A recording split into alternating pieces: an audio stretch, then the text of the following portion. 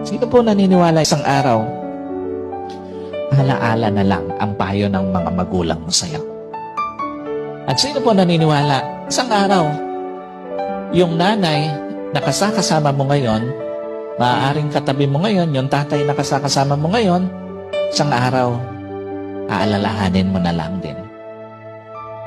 Hindi kayo forever na magkasama.